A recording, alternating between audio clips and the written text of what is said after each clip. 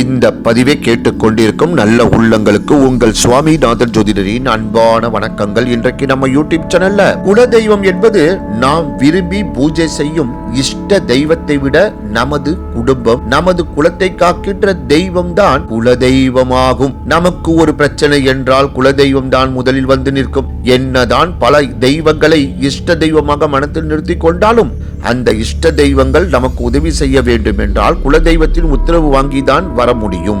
எனவே முதலில் அனைவரும் குலதெய்வத்தை வணங்க வேண்டும். பிறகுதான் மற்ற தெய்வங்களில் மனதில் வைத்து வணங்கி கொள்ளலாம். இவ்வாறு உங்கள் குலத்தை காக்கும் குலதெய்வம் உங்கள் வீட்டில் இருக்கின்றதா என்று தெரிந்து கொள்ள சில அறிகுறிகளை மட்டும் தொடர்ந்து கவனித்து பாருங்கள். வாருங்கள், அவை என்ன என்பதை இந்த ஆன்மீகம் சார்ந்த பதிவின் மூலம் தெரிந்து கொள்ளலாம். மக்களே, அதற்கு முன்னாடி நம்ம யூடியூப் சேனலை யாரெல்லாம் சப்ஸ்கிரைப் பண்ணுங்க, ஷேர் பண்ணுங்க, லைக் பண்ணுங்க. இப்ப பதிவுக்குள்ள போயிடலாம். சிலருக்கு குலதெய்வம் என்றால் என்ன என்பதே தெரிவதில்லை. அது மட்டுமல்லாமல் தங்கள் குலதெய்வம் என்னவென்று அவர்கள் அறிந்திருப்பதில்லை. இப்படி குலதெய்வம் தெரியாதவர்கள் தங்கள் முன்னோர்கள் வணங்கி வந்த தெய்வத்தை பற்றி தெரிந்து கொண்டு முதலில் குலதெய்வத்தை வணங்கி வர வேண்டும். குலதெய்வம் திருப்தியாக இருந்தால் மட்டுமே நமது குடும்பத்தில் நல்ல விஷயங்கள் நடைபெறும், தீமைகள் விலகி போகும். ஒருவரது வீட்டில் பள்ளிகள் சத்தமிட்டுக் கொண்டிருந்தால் அங்கு குலதெய்வம் இருப்பதை அறிந்து கொள்ளலாம். ஒரு சில வீடுகளில் பள்ளிகள் இருக்கும், ஆனால் அவை சத்தம் எழுப்பாமல் இருக்கும். எதுவாக இருந்தாலும் வீட்டில் பள்ளிகள், சிறு பூச்சிகள், பறவை போன்றவைகள் வந்தாலே அந்த வீட்டில் தெய்வ சக்திகள் நிறைந்திருப்பதாக தான் அர்த்தம்.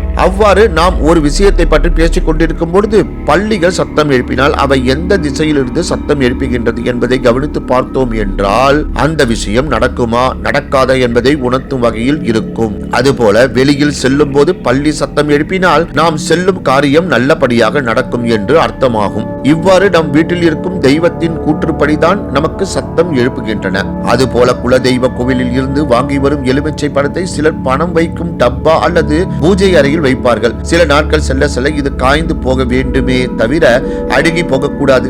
இவ்வாறு எலுமிச்சை பழம் அருகிவிட்டது என்றால் நமது வீட்டில் இறைசக்தி இல்லை என்றுதான் அர்த்தம். அது மட்டுமல்லாமல் சிலரது வீட்டில் சம்பந்தமே இல்லாமல் திடீரென விபூதி மனம், சந்தன வாசனை, அபிஷேக வாசனை, சுருட்டு வாசனை, மல்லிகை பூ மனம் போன்றவை சம்பந்தம் இல்லாமல் திடீரென நம்மை உணர வைக்கும். இவ்வாறு உங்கள் குலதெய்வத்திற்கு படைக்கும் சில பொருட்களின் அறிகுறியாக இந்த வாசனைகள் இருக்கலாம். அப்படி இருந்தால் உங்கள் வீட்டில் உங்கள் குலதெய்வம் வாசம் செய்கின்றது என்பதை உணர்ந்து கொள்ளலாம். உங்கள் குலதெய்வம் உங்கள் வீட்டில் இருக்கின்றதா என்பதை அறிந்து கொள்ள இந்த 3 அறிகுறிகளை மட்டும் தெரிந்து கொள்ளுங்கள் என்று கூறி இந்த சிறப்பான ஆன்மீக பதிவை நிறைவு செய்கிறேன். நன்றி, வணக்கம், வாழ்க வளமுடன்.